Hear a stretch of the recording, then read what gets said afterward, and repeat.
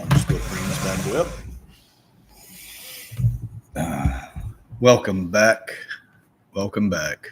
Let's make sure this thing is working here. Okay. All you game changers and people love this stuff. Welcome back to the Maturity Project. I'm your host, Chad Everbroshiers. And what today's conversation is going to be about is an interesting one. It's the one it is the ugly about life. It's the thing that, have you ever thought about what it actually, like what people meant and what they mean by saying when the shit hits the fan? Think about it for a second. It's really like the bigger picture of it. Think about it. If there was shit that went up into the air and then it hit your fan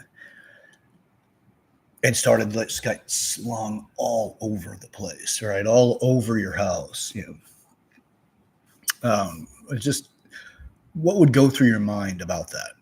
Right? Like the significant hit. I've got so much to clean up, and this is gonna really suck, and it's gonna stink, and I'm gonna have to clean up like shit, literal shit, and all of the stuff that goes with that, right? Like the nooks and crannies that it can find its way into, the smell of it all, right? The potential of pathogens or infections of any type. I mean, it's all kinds of stuff in the literal sense of it. And then associate that with what's happening in life and where you are. And there's times as we go through the roller coaster of life, you'll have the good times and the bad. We really like to get attached to the good times, obviously, because that's more of the vacation experience in life or the reward sequences in life.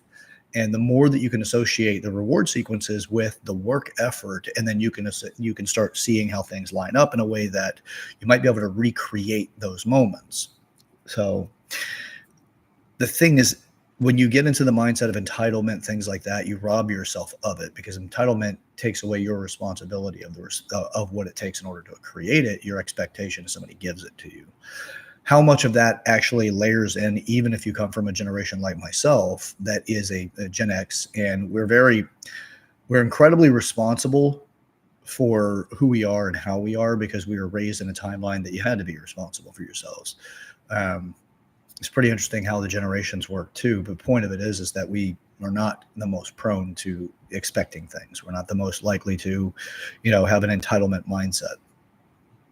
So it is fascinating to me overall, because we get so damn attached to things being good all the time that we forget things aren't always going to be good. Things are going to be a little hard at times. And the more attached you are to the good times, the more stress you have about it, the less you have developed in yourself and your character to overcome the undesirable, the more you feel victimized because you don't feel your ability to overcome things. There's a lot of challenges that come out of that. You have relationships that go into the gutter. We've got, financial issues to the point you may lose things. We have our health and how that holds up, and if it starts to diminish, there's another thing there too. And what do we need to do to take better care of ourselves? So the 8 areas of maturity help you deal with these things, because they're associated with each area that would bring fulfillment to our life. When they are developed well, they balance out well, and then life can continue to happen to you, but you don't lose the depth of joy that life can have based off of what you put into it, right? You get out of it what you put into it. A lot of people think about the outcome to a particular direction, right? You get out of it by working hard, you get money. You may build a company that works, whatever. But what about the rest of what matters to you? Sure, that matters. I mean, it's motivating people. It matters. The problem is that even people that are highly successful, when they're motivated by that thing to have a more successful business or more money, the problem is that they still have problems in their life. They still have marital issues. They still have dissatisfaction. They still have depression. There's all kinds of things that those people still have. Everybody does have access to these things, but usually those things are associated with something not coming to fruition. And you feeling more hopeless increases your experience of depression. So in the process of all of this, the maturity projects where I'm speaking from, I'm not speaking from anything that would diagnose people or tell people exactly how to diagnose themselves. It's not how any of this works. It's all insights. Okay. So you will get life to happen to you. In one of the things that I've heard is from my roller coaster in life is people saying that I don't know what it's like to be challenged. I don't know what it's like to suffer. I don't know what it's like to go through the hardships, all because of, maybe it's because of the color of my skin or the fact that I'm a straight male or whatever the hell it is. People create these divider values to try to explain things to themselves about where you are and why you're there, instead of the actual work ethics that you may have or the character values that you've developed that helped you get to that point of being more successful. So, and where you are right now does not mean that this is the end. Even if you're on the high and you're on that top of the roller coaster, you still have the potential of the future being a low, but it's all up to the gamble you're willing to live with. So I'll give my own experience of this and to give you an idea about what that gamble is and where I'm at in this process. So as I've said before, you have three different main functions or three different ways of dealing with conflict.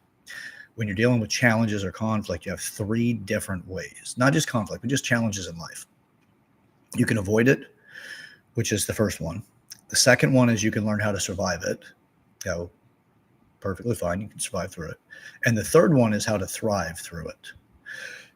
So the first one, you don't get anywhere. It will come back. Guarantee the problem will come back.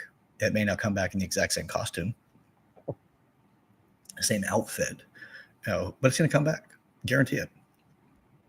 It'll just be in a different form. It's really what it is. It's a lesson that you haven't learned yet. And that's all that these challenges really are, is lessons. If you fix your mindset to that, then you just got to learn the lesson. You got to get to college, right? You got to be ready to deal with life. So in the survive model, you spend time just figuring out how to survive. Paycheck, you get a bill due on Wednesday, power is going to be turned off, you get paid on Friday. You've got to learn how to survive. It may be a payday advance, but you lose money in a payday advance because when you get paid, you've got to pay them some interest on top of the money you borrowed. So it's a way of getting into the hole further. But it is a way to learn how to survive. And you may do without for a little bit until you can catch up at least and be back treading water again. But the issue is that it will come up again. It's just a matter of when you had the right thing show up. And you're not learning financially how to be more mature. You're just learning how to survive. And it's hard work. I'm not taking anything away from people. Surviving is hard work and it sucks. But it's not something to say, okay, well, screw it. I've been surviving this long. I give up. Don't do that. Don't do that. Just know that you're in that model. You're in that second area. It's the second type of way of dealing with challenges. The third one is thriving. Thriving requires that you survive. You have to survive in order to thrive. What you're doing is you're taking lessons from the past and you're utilizing them now to overcome the challenges that you're facing. And you're looking at, by the way, when you thrive, you have to look back at what got you in that situation in the first place. And a survivor's mindset, it is that event was the issue. And the thriver's mindset, it is what did I do and how did I contribute to becoming part of that event? And or did I create that event and what can I do not to do that again by maturing myself, not avoiding it. You don't want to avoid ever to get into that because, again, it will resurface. It'll keep coming back in an avoidance method. So now, personally, myself, I have had to reinvent myself several times. I've had resets of what's going on in my life several times. The very first time this happened was when I worked for Progress Energy, which is an electric company. They were bought out by Duke. I was part of the union. I worked for 5 years as a temporary employee in the maintenance department, and did all kinds of like just the hard jobs, right? The labor-based jobs, the mechanical stuff, those kind of things. I did a lot of that for 5 years. And be laid off every single year, but never know exactly when the layoff was coming because they didn't want you to know. So you'd still give the same amount of effort to your job. And then you just find out, at the end of the day on Friday that you're not coming back on Monday. It was really challenging to build any kind of financial stability with that, but it was still good money for my level of experience and knowledge at the time.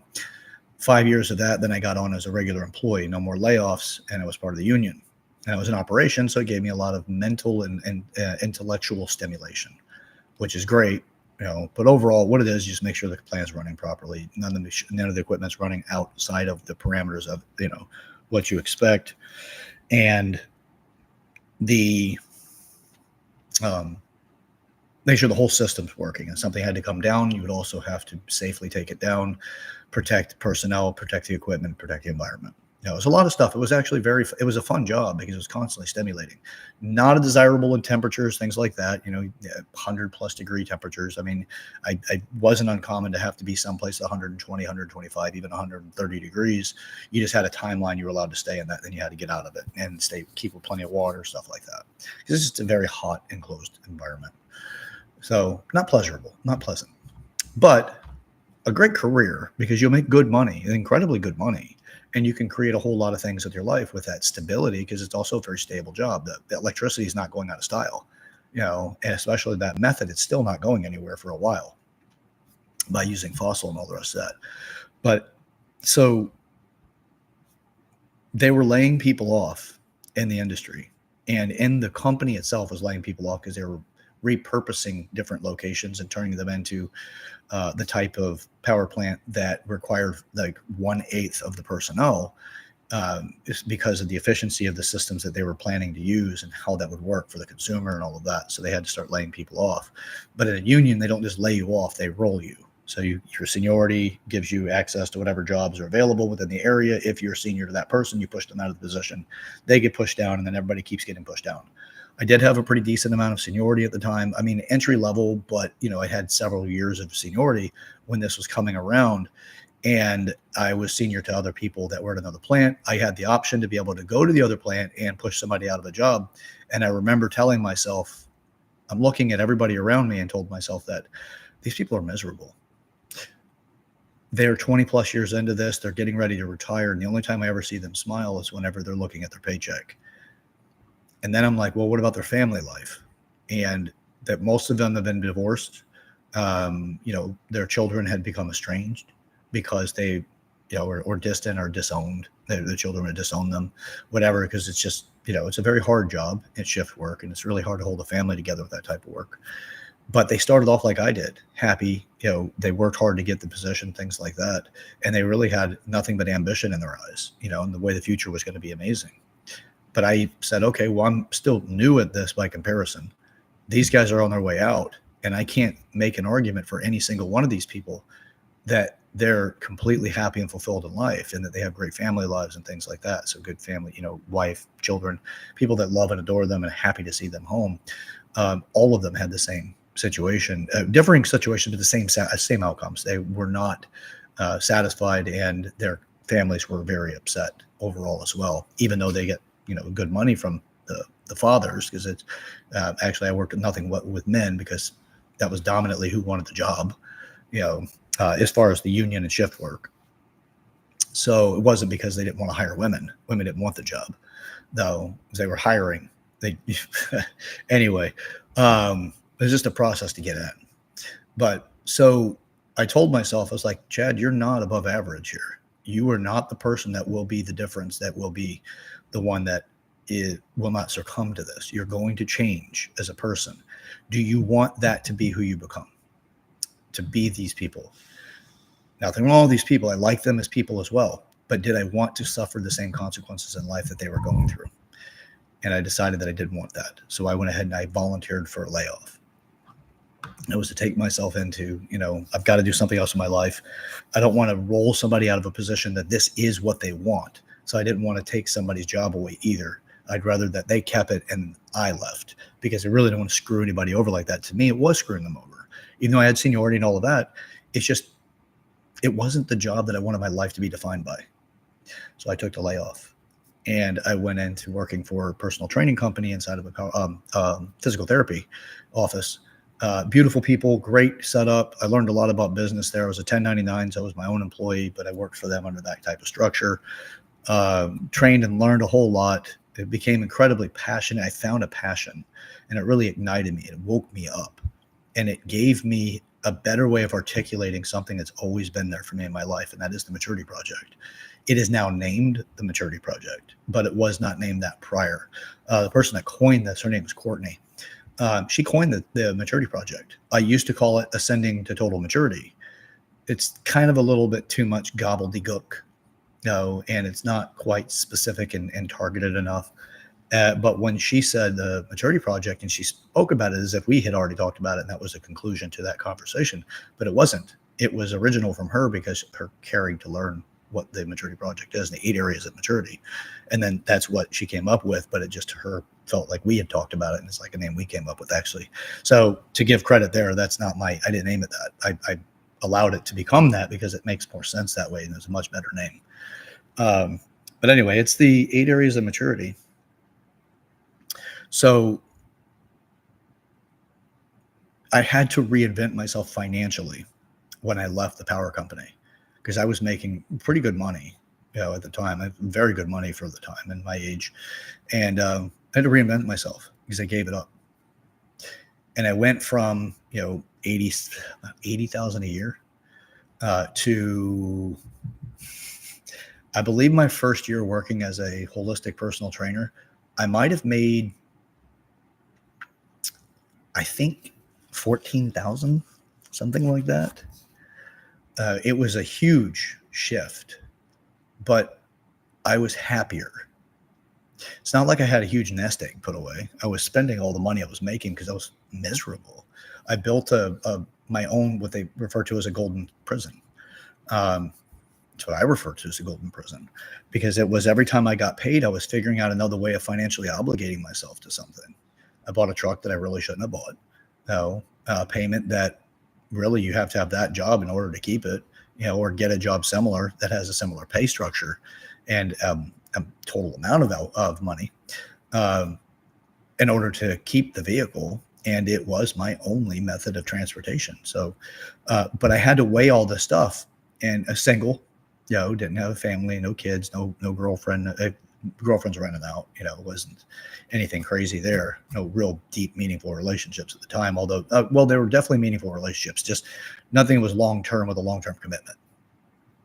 So when I got into the personal training thing, I became a functional trainer there, and I worked really diligently to reinvent myself, to lower my cost, to live closer to my means, things like that, because I really wasn't making much money. It was a job of passion. But if you stick with it, you definitely would get to the point where it made a lot more money. The business structure there, it was 50% of everything I made went to the house, the owner of the company, but he trained me, he gave me a lot of education. I'm not saying it's good or bad, just one that's not really that sustainable for too long. And if I sold any nutrition programs, it was 60% of that went to the house. I got 40, and I was responsible for paying for trophies, stuff like that, for all the extra costs that went to my customer, went for my client. And I learned some things about business in that model.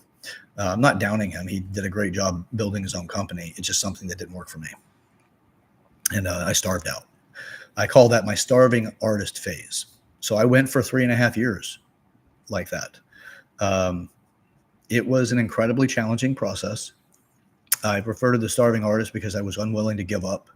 I lived with a friend of mine. I rode a bicycle around to help get between locations, stuff like that. When I had to get the clients to the gym, whatever it was. I also felt empowered because, it's like, hey, it's less of a carbon footprint and better for the environment, blah, blah, blah, blah, blah. Don't buy into that bullshit now. But anyway, not to get too aggressive about it. It's just, I don't want to digress and get into that because there's a lot around that. I was hit on my bike twice. One time, next to nothing. The second time, I was thrown into traffic. I was being responsible and all of that, riding where I was supposed to ride, obeying by all the laws, all that, because it's really important to me to be safe. And even then, people didn't care that much. They were busy. They were caught up with things. So it was the timeline that I got hit the second time was closer to that end of the 3.5 years. I had realized that this is not going to be sustainable. I can't keep riding my bike everywhere whenever, this has become dangerous. And there's a lot of challenges that came out of that. But I elected to go back to the power industry for an additional year with a different company. Caught up on all my bills. My debts were paid off, everything. And I bought a vehicle. It was definitely more affordable. It was not an expensive situation. So bought a vehicle, had all my debts pay off. And I realized, look, I don't want to do this again. I don't want to live inside of the power plant. I'm not going to become miserable. I'm not going to be that person because even though I know even now, I don't make myself the exception to the rules whenever it comes to a lot of these rules. Not special in that sense because I do not want to take away a lesson or to not, ignorantly look away from something, or to make an exception for myself. I'd rather continue to push through everything, make sure I got all the lessons that are there to be taken. So I went back to, I left the power company after finding a job with a box gym in the area. Box gym being a commercialized gym, not a whole lot in it other than general fitness, but it had 136 different locations. I had already owned my own company. I was an incredibly high level technician when it came to being a personal trainer. I was actually a corrective exercise specialist. It takes a lot to get there. There was quite a bit that was there with this real high level of understanding of how the body works biomechanically, and for also holistically, I did a lot of study on that, on how to run the body properly, and sleep qualities, water, food, stress levels, the things that are necessary to really balance your body out. So then I took a job working with this gym, general fitness. But after my time in physical therapy, I had a gripe against it. There was a thing that I was resistant to face. Now, with this was that I faced the fact that the gym itself was a major cause of a lot of injuries that people were creating in themselves, but they couldn't actually identify that be the cause. But then they'd have an accident, did not look at the accident as, they looked at the accident as the reason why they were hurt, versus all the imbalances in their body that instantaneously reacted when they realized they were in an accident. This first came to my enlightenment, if you will, or enlighten me, it first came to me whenever there was a low impact collision.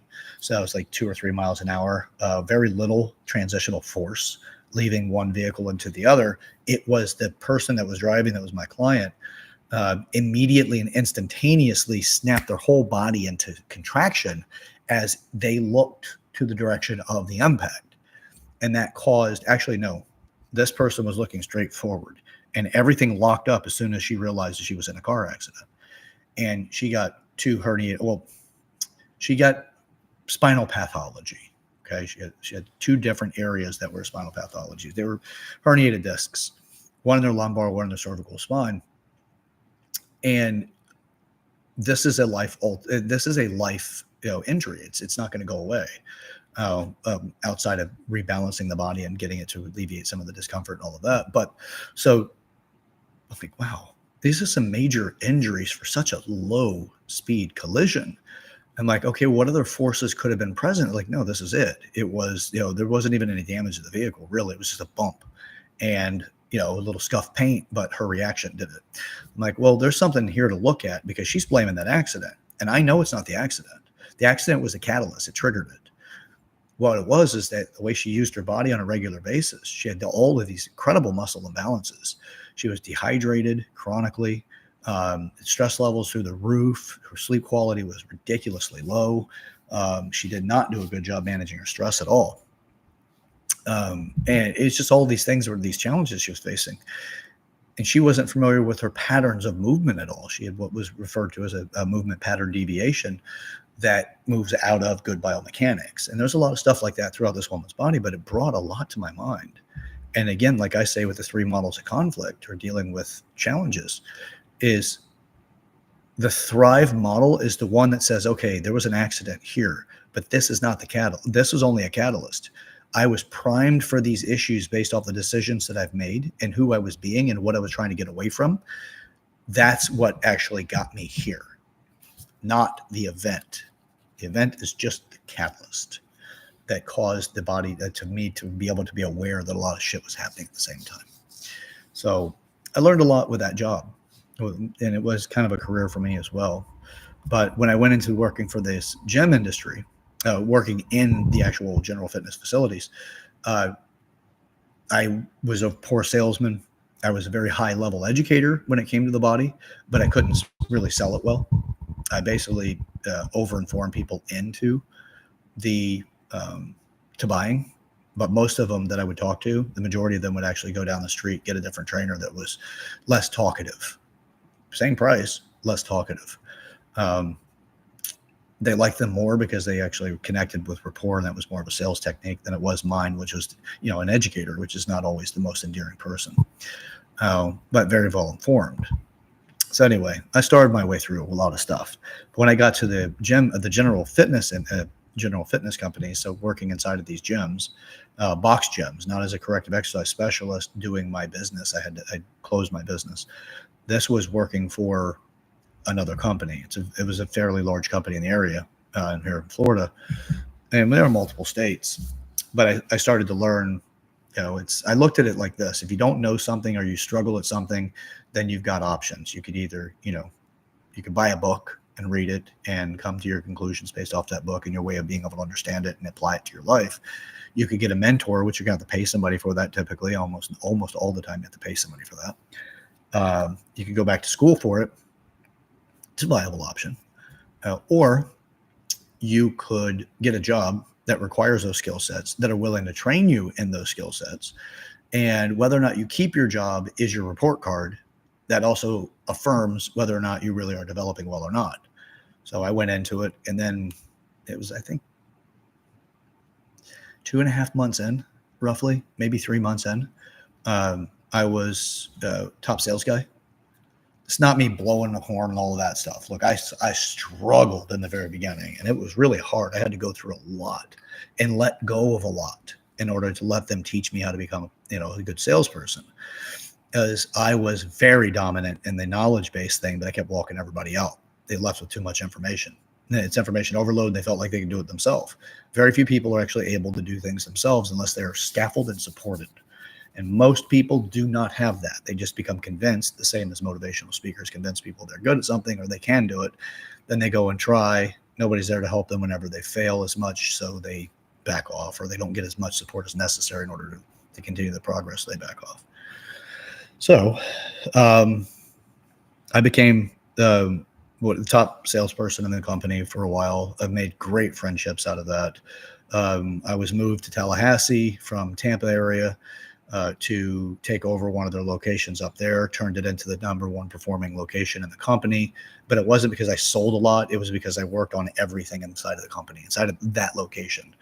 Developed my staff in a way that was more supportive to the education that I was bringing, was corrective exercise specialist and holistic education. I had my trainers studying the type of things that I needed them to study in order to facilitate the promises that I'd make to people when we sell training, because it was important for me to stay in integrity. And it was also important for me to make sure that we created the best product possible so that people were better, supported. I spent 10 months up there, took it from one of the very bottom performing clubs to the number one by far performing club in that 10-month window, but I didn't know what was going on. I just kept my nose down and did my job. Fixed everything that I could, took full responsibility for everything. Then I started taking responsibility for the other location that was in that area. So it was 2 of them at the time. And then they offered me a position to take as a promotion as a district manager and to come back to my original area, which is the Tampa Bay area. So I elected to take it. Now it was about a $60,000 a year pay cut. It was when I was in Tallahassee, I broke their pay model with the way that they had the commissions, the bonus structures, and incentives. I broke it. As a director of training, I was, slated to make $120,000 plus a year as a club level manager because of what I was doing. I want to build the best products possible, and I want to be able to make sure I take care of as much as possible and be as responsible as possible. So I created that. Didn't know that it was going to be such a substantial pay cut, but I still did it because I'm like, look, I'll build the same thing down there as I did up here. I did it with my staff. I did it with the clientele. I fixed all the bad reputation. That location was actually talked about in that local newspaper as one of the worst gyms to join. It had a horrible reputation, and it took a lot of convincing and a lot of committing and a lot of training to get everybody past it. So I put my heart into it, to say the least. When I left, the person that I developed became my second. No, he was what I refer to as my first Judas, like Judas to Jesus, right? Diminished my things that I've done and all this. They gave him credit, all these things. So it broke my heart, on a professional level, but it hit me on every way possible. It broke my heart whenever he got all the recognition for what happened to that location, even though I trained and left him there and gave him an amazing job, great paycheck, and set him on the right path in life to really become incredible in the industry. And to have somebody turn on you like that, it's heartbreaking. It's like your first child that just turns on you. and forever, no, I'm not talking about you, my son. But it felt like that because I didn't have any kids at the time. So when I got to the Tampa Bay area, I started doing the same thing with that location. I brought that district up, and the company went through a restructure about 10 months into it. I'm sorry, 8 months in. So I took that position in, let's see, March, and sorry, actually it was 7 months. So I took it March, and I was out October 1st. Within 7 months, I'd already more than doubled the revenue in that area. This is not a brag, right? This is just when you stay committed to something, you can get good at it. But it doesn't mean just because you're good at it, it's right for you. So I was pushed down into being back in the club, but this time I was at a different one. I had to do a grand opening, and I made the same commitment, but the company structures were, I was losing my heart. I lost my heart in it, actually. They broke my heart twice. So I really didn't have it left in me. And eventually it's like, this isn't it for me. I need to go back to school, and I need to get into other things. So I left that. Stability of it, my bills were paid on time, all these things, but I realized that my heart was gone, and I was not going to perform as well. I was going to be a has-been. And why waste my time or waste the company's time by holding on to that when I needed to pursue something that actually brought that satisfaction in life, that purpose, that eighth area of maturity. So I went through a lot there. Went back to school, worked as a insurance person, an insurance agent for a year, health insurance, and found out, obviously that's not a very easy industry, but I dedicated myself, and I worked with one of my best friends at the time. Still one of my best friends, though. It just didn't work out. It's a year. I ran into some challenges. I had bought a house, actually, when I had moved back from Tallahassee to the Tampa Bay area, because I had done so well working for the company, and I put a bunch of money away and I did all this stuff, but it was because I was sacrificing, not spending it lavishly, and I was putting it away to make sure I was setting up for the future, which is financially mature. And then bought a house instead of renting, and I didn't want to live with anybody anymore. I just wanted my own place. I'm 30 something years old. So I went ahead and bought it, and made that commitment financially. And then when I left it, I didn't leave it with absolute, an irresponsible approach to things. It's like, okay, well, things are going to work out no matter what. Let me get into this. And I did the health insurance for a while, really had a lot of promises. Things would do really well, blah, blah, blah. You get sold into things as well. Now, my friend is doing very well at it. He's one of my best friends, doing incredibly well at that particular industry. But the point of it is that it wasn't right for me either. My heart wasn't in it. And it wasn't because I wasn't capable of being a very good health insurance agent. It's just I was trying something else. And what was missing is my purpose. I really wasn't finding my purpose there. So I get really good at whatever it is that I do. The problem that happens is that if it doesn't align with my purpose, it just doesn't last very long. And I realize that I'm missing out on something that really is important to me. But it's not like, hey, I know exactly. At that time, it wasn't because I knew exactly what it was. I just knew something that my heart was called into. And at that stage, I knew what it was my heart was called into. It wasn't called a maturity project yet. It was still called Ascending to Total Maturity. But I still put all this effort into the job, and it neglected the maturity project, or then known as the Ascending to Total Maturity. I neglected it. And as I continued on into different jobs and getting better at things, and, really, I got back into my own company again. I was consulting gyms. I'm very good at that. Getting in, I could turn one around to next to nothing. It really is so easy and simple for me to do, but it's only a part of my maturity. It is business and my maturity in business when it comes to specifically the gyms. Now, but it does take something to get those jobs and to get those contracts. But at the same time, I realized, even though I'm as good as I am at it, if it's not dedicated to, I'm doing this to help build my maturity aspects to my maturity and financial aspects to my maturity project, I'm probably going to just become disenchanted again. So shifting everything around now, I'm like, okay, I did that for a while and I had to stop. One of my contracts fell out. And again, it's not as easy to get another one with this because my marketing was weak. So I got a job in a marketing company, and I worked there for a little while, learned a lot about modern marketing. So actually where I met Ed, which is in a previous episode. And yeah, um, ended up leaving that for a position as a director of operations with a company that I met the CEO at the gym. Liked the guy a lot. He's a great guy. Brought me in. I was there for 6 months and helping them turn the company around. But I was really kind of doing a lot of different jobs. And eventually there was another restructure and I was the one let go. So um, there's some other things going on with that too, but I won't, belabor you with any of the details in it necessarily, but just know that obviously that position also didn't work out.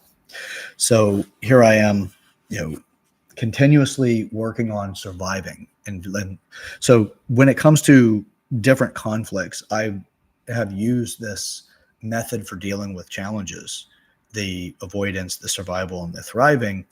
And the reality of it is that the majority of what I've done has always been in the surviving. And it wasn't until recently that I finally woke myself up in that and go, holy shit, Chad, you know all of this stuff and you have been teaching this and helping people with these things. But the game you're playing is at a different level and you didn't even realize that you're in a survival stage. You're not in a thriving stage. And how I realized this was I just look back at my history and go, okay, when these things happened, I would get a job and I would work towards making more money. I'd get myself out of financial stress and hardship. I'd improve things in my life. But it was to survive that thing. And then I would get unsettled and start, spending money in ways that was unnecessary or getting into different commitments financially that would haunt me. Things I didn't really need, like my car, but, Challenger, it's not necessary. It's a point A to point B type of thing. And I bought that as I worked really hard and I can reward myself. I've always liked this vehicle. I may as well get one for myself, blah, blah, blah. And I was in a position that financially it wasn't even a challenge. It was easy to afford, but I was building my golden prison again. So we continue on our life where we do things to get away from the things that would make us unhappy. It's the opium that we decide to find, so with that was I financially commit myself to something to distract me from the challenges I've gone through.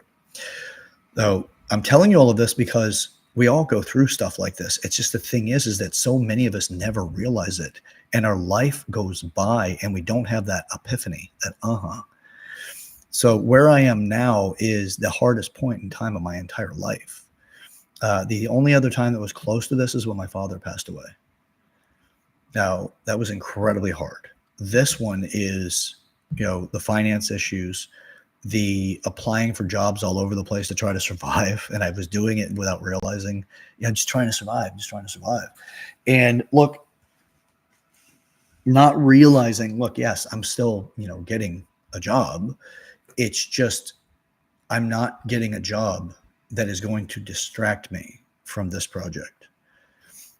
I'm getting a job that will work with this project and not something to fix my life, but for me to work through and find out exactly where those traits and characteristics about me are the thing that keeps that situation coming up. Because the survival model is just worry about this event. This event needs to be satisfied. Let's get this satisfied. Okay, now that it's satisfied, let's take a break for a second, relax, and just enjoy the fact that we're over that. The thrive model is we need to get through this, but we also need to look at what got me here in the first place. What was it the way that I think? What was it the way that I feel? What was it about the me as the person that led into this situation? So things that I've been dealing with is, living in a separate house than my son and his mother, the shift and the change of relationship there, the fact that, the house that I fought so hard to keep and worked so diligently to create as an asset for the future, for my, not just for myself, something that I've gone through so many different hardships to make sure that I've fought to make sure that everything was paid and done, so that continuing that survival model. I've had this since 2017. It's now 2024, and So the house is going. I'm selling the house. Uh, for while I was in survival, in that survival mode, it was I'm losing the house. It was I'm going to have to sell it just to make money. It was, there was challenges because I wasn't looking at what got me here. Oh, so there's that. There's the relationship challenges that just fucking crush me. Where you give everything that you have in you. I mean, everything to make things work, and it's not doing it. It's not working. And having to adjust to that, because that is a hard pill to swallow when you do this kind of work. You're always working to make yourself better. You're always working to develop yourself and mature. But you see, the thing about it is that you cannot mature in areas in emotion if those emotions aren't active. You can only mature in those areas when those things are active. If they're not active, you don't know they're there. You don't know there's something to address. Or when you're addressing it, it can have the same equivalent value as just sitting around talking about how do you ride a bicycle and, talking your way through riding a bicycle. And the reality is that you can talk about that until you're blue in the face. You can write books on it. You can come up with all the theoretical models you possibly want until you finally get on that damn bicycle. So having to deal with giving something that you have as your entirety, everything about you, and being dedicated to making it work, and then getting some of the darkest thoughts because you put yourself into the worst place you could possibly be in for growth and for opportunity. And I have a problem regulating that because I'm so used to biting on more than I can chew. But then getting better at it, where that bite, the next time it comes along, that's more than manageable to chew, but I get a bigger bite of something else. So it's because I'm addicted and hooked on development and growth. I look at it as I have a responsibility because I'm meant to guide. I'm meant to teach. I'm meant in this life to inspire, to give insights. Not the advice. I take that back because I don't really want to give advice, but just give insights. That was a misspeech there, by the way. I take that advice word back. I do have a problem with people giving advice. There's quite a bit of criteria required in order to give that in a way that's not irresponsible. So, but I'm dedicated to that. And I put a lot on the line. I gambled everything to create something better, because for me, I want to overcome the shortcomings of my father. And I want to overcome the challenges of humanity, because we're deeply challenged right now, and to give something that helps us all overcome those challenges of humanity by giving the right viewpoints and insights into what brings fulfillment to our life. And that comes to me as the 8 areas of maturity, and it will work because you become better balanced, and you become more informed about what you need to do in order to be successful and to feel fulfillment.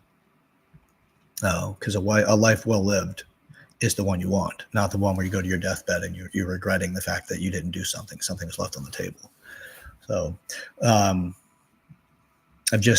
I've put a lot on the line with this, and then there comes everything. My air conditioner broke. It's back. I fixed it. But I had to learn how to fix it, which I'm good at that. I am mechanically inclined, and, but my air conditioner went down, and it's, July, in Florida. That is an interesting experience. And it was down for well over a week. Car payments are late, figuring that out, relationships falling apart, and just dealing with really feeling like you're at rock bottom.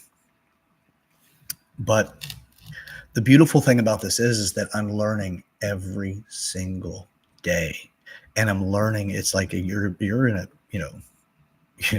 you're working on your doctorate in this stuff, is what a lot of it's like, because it's a continuous challenge. And the good thing is that I'm good with challenges, and I'm okay with resetting myself. Selling the house is resetting myself. Handling the debts that I have is resetting myself. Understanding how to not destroy my relationship with my son or his mother, that's resetting myself. Because that was also part of the challenge.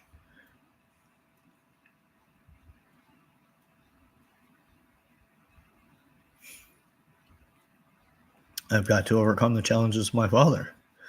So you got to take it on and you got to face it. You got to get into the thick of it,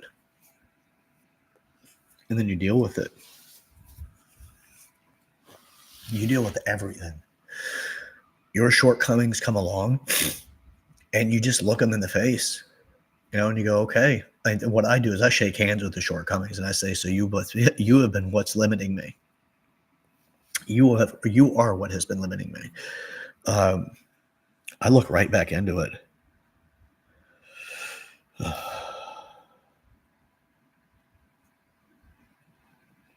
Okay. So, yeah, it's a wonderful experience when you can actually sit there and look directly in the eyes of your shortcomings and then do something about it. It's a really good. It's hard. It sucks. It's ugly. It's like looking at a skeleton that came out of your closet and you're like, you little bastard, you're the one that's been doing it. You've been holding me up. And then go, okay, well, how can I actually nurture this thing into not being a shortcoming anymore? How can I bring this thing up to the level that I am or that I view myself to be? How can I love this thing into becoming whole with me?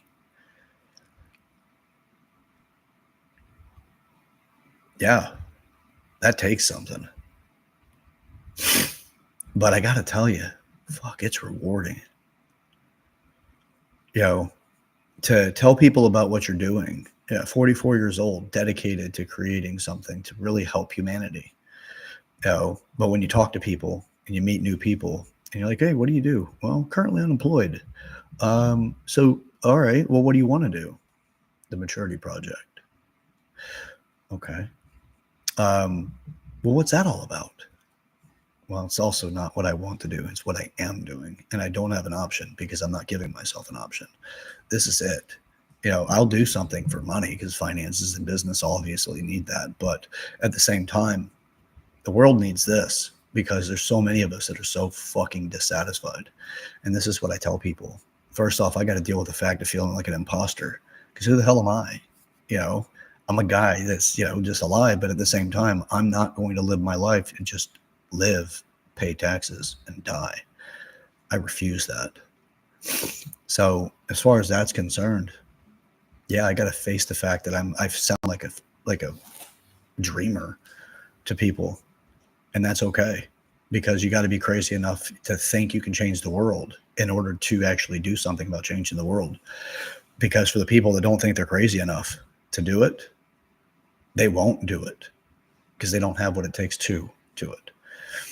Now, whether this happens in my lifetime or not, I'm dedicated to make sure that this gets out so that people can understand the reasons why a lot of us are suffering and struggling and really upset and dissatisfied in life is because you don't realize you've neglected parts about yourself because you're so focused on something else in your life and areas that you've been told you need to be focused on that you let your fulfillment slip by.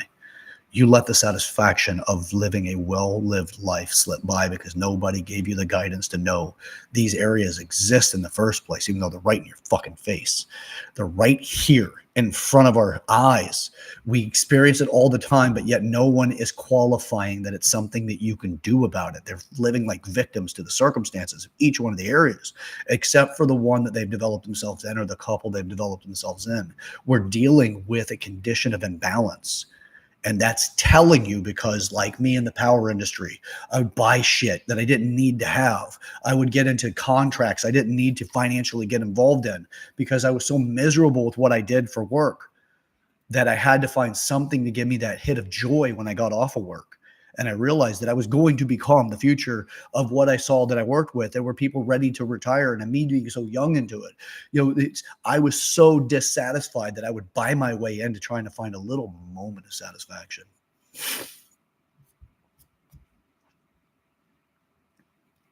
Yeah. So there's a lot going on there. But I'm not going to let this life slip by where I just have a tombstone that some people know about. And they just come by and, people are like, hey, that was that Chad guy. We lack guidance. We lack the real direction that gives us the fulfillment. in life. I'm dedicated to that. So that's what the maturity project's about. This is when you're facing the worst and the bottom end, the rock bottom of your life. Like I'm pretty much in one of those places that most people that have, no, it's not fair to say that.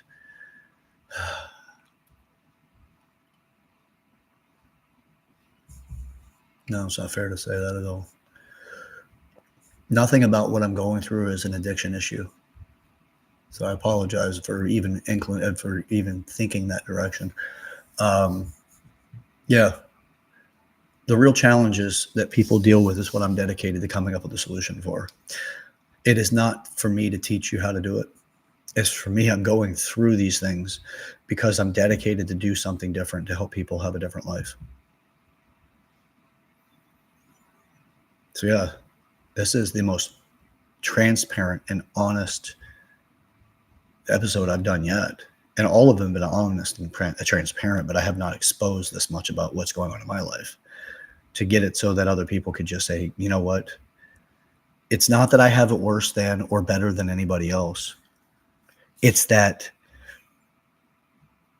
we all go through things, and who we are when we go through things are what determines our character.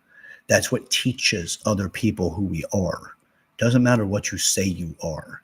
People get tired of hearing you talk when it's about who you are. It's your actions that tell people who you are, not what you say.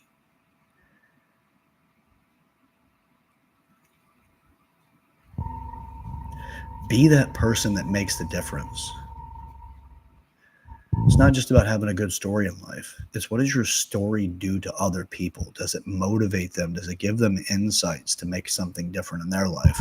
Does it get them to the point that they ask you for direction and support? Does it invoke that much? Are you out to truly make a difference for yourself and for others? Because most of us seem to be out just to make a difference for ourselves.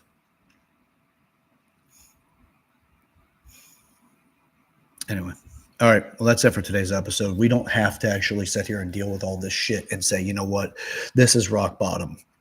This is the worst day of my life or the worst time of my life. You can say that all you like. You can, by all means. You have the freedom of speech. In this country, you still got it. No matter if other people give you consequences to that by making you feel bad or shunning or shaming or whatever, you still have the right to say what you want to say. And if you don't think that this works, then by all means, that's up to you. But you still have the ability to say it. And you also have the ability and opportunity to develop anything that you want in life. We all just need direction. We just need some sort of insight. You'll go through the worst times of your life. It's how you be, and it's what you do when that happens. And the best way for me to offer anything is insights about how to actually deal with the worst day of your life or the worst time of your life is it's your mindset. If you want to believe that you're a victim of the situation and it's happening to you and you have no choice, you're just white knuckle riding that thing until it decides to stop punishing you for not taking the lesson. Because life will punish you for not taking lessons. It will happen. But if you decide that you're going to take it as a lesson and you're going to sit there and you're going to deal with it as a lesson, you will become unstoppable because you start looking for every lesson and you're going to run into some major challenges. It's how big of a gamble are you really taking? Because that is what determines the gamble and what you're putting on the line.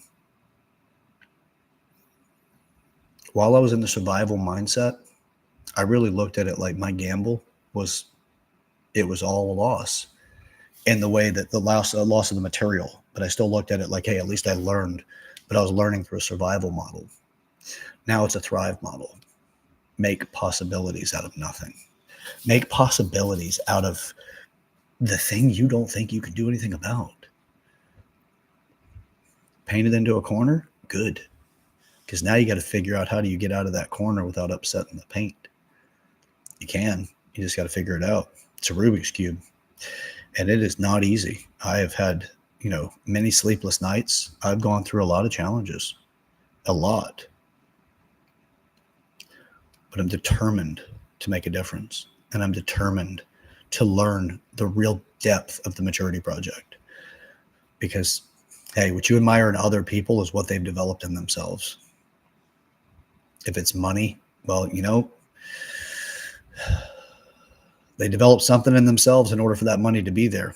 And if it's coming from family, somebody in their family may have developed themselves in order to make sure that money was there. And if they had access to all that money and they didn't go and just gamble it all away in one day, which I do know somebody did that, they still had it in their mind not to go and destroy themselves in a single decision. So there's still something there, right? Everybody's got something of value. Here's one more thing, and I'll leave you on this. Today when I was at the gym, I got hit with another, just a possibility, right? Like there's a lot of possibilities of misery that come in when you're in your low spots, when you're in the worst times of your life, right? Or you could look at it like the worst times of your life. A lot of things come to your mind and they can be pretty shitty, right? Like us guys already, there's a lot of guys that don't want to talk to guys we don't know, or we look at them like they're a threat, something like that. So I'm sitting here and I'm dancing with the ideas of, I could get into the ugly of life and accept, things that, especially as somebody trying to provoke you into, or somebody wanting to air their position or their challenges to you, and it's making you feel, defensive or whatever it is, and you're going into that mindset that really just takes it away from you. They can send you down a dark alley and make you more defensive and more standoffish against other people. Today, I'm sitting there and I'm like, people do this. This is the human condition. How do we make this world a better place? And then immediately, as I set my weights down, there was a guy on the bench right to my left, or to my right, 3 feet from me. And I look at him and I get up and I tap him on his shoulder. Never spoke to this man before in my life. And I tap him on his shoulder. He pulls his little earbud out. And I'm like, hey, dude, you're doing a great job, man. Keep it up. I'm proud of you. You got this. Keep it up. Now, this man was, 80, 100 pounds overweight. And it just hit me. If you're feeling miserable, use loving somebody else at that moment, giving them some sort of encouragement, something to make them feel good. Will make me feel good. Because that's being the change. You could give misery and just continue on. I'm in a miserable state, so therefore I'm going to give misery. And I decided not to. I'm like, you know what? If you have to be the difference. Otherwise, nothing changes if nothing changes, right? You can think change all the time, but it's up to your actions that prove the change. So I didn't ask him his name and nothing like that.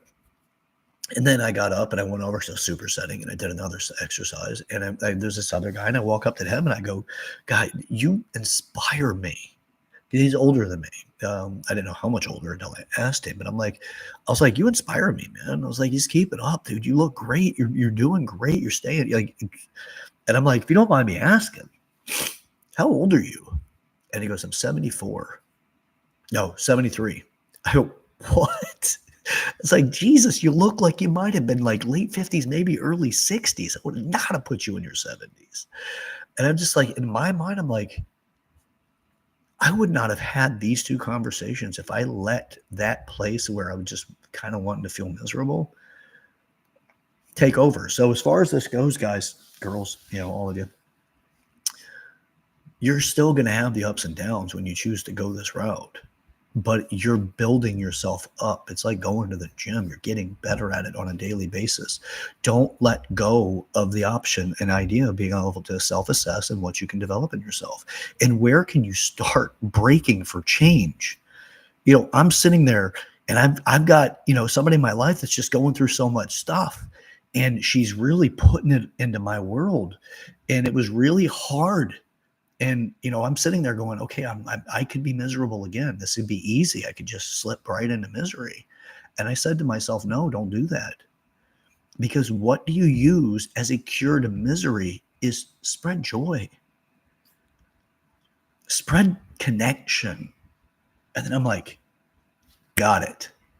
Be the change you want to see in this world. And right now is another exercise for it. Do it, do it, do it. So I did.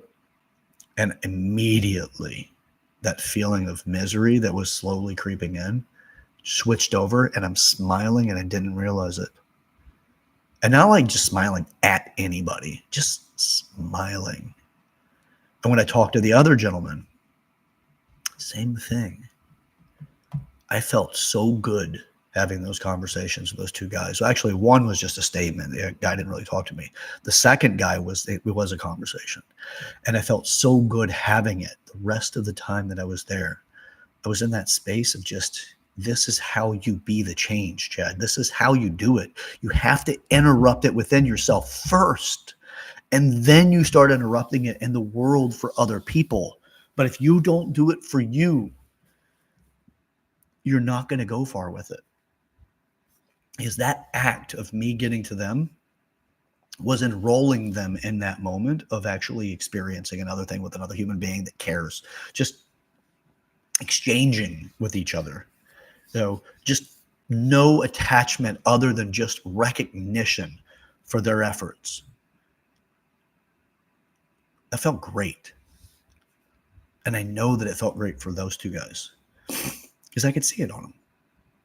So be the change. But that comes up in a multitude of ways for us to just be that change. So, all right. This is how you deal with being, your worst point in the worst time of your life. It's a good place to be, actually, if you know how to actually start turning it into the lessons that you need to learn. These are things that I've done for myself, and I put myself here. And it's a good thing because it woke me up and it made me realize that I could continue to live that life of survival and let the decades pass by. I've done it for 30 years now. Done with it. It's almost 30 years, actually. I'm sorry. Oh, I'm 48. It'll be 30 years. I'm not doing it anymore. So I've really done it for 24 years. All right. 38. What the hell's wrong with me? Yeah. Well, let's say 18 to whatever. I've done it for almost 40 years. All right. Close enough. So it's up to us, man. We need to be the ones that make the difference. All right. Woke me up. Made me realize that my life was slipping by even though I was paying my bills. Because this is what they tell you. No one tells you at the end of the day, at least I paid all my bills before they die. They say as they talk about the families they created, the events that they've experienced, the places they've gone, how they feel they've impacted the world. That's the ones. So, yeah. All right. Join me in this process. Share this video with people in your life that you want to break the ice with. Somebody you want to start a conversation of meaning with. Don't forget to like the video. That helps the algorithm. Subscribe to the channel. I really want to keep this thing moving along. And, the more people that are subscribed, obviously, the more people that can contribute over time, and the more people in this world that contributes to their own life and, to actively try to create something different. So, yeah. The path to hell is paved with good intentions, and a lot of people that have created some pretty nasty or undesirable things all had there's a lot of them that had good intentions. Part of the problem is they just didn't have the ability to see as far into the future because of their own shortcomings. And a lot of us, there are so few of us that'll ever look your shortcomings in the face, shake its hand and say, all right, how am I going to grow you? How am I going to develop you into becoming whole with me? And stop holding me back and stop refusing to grow.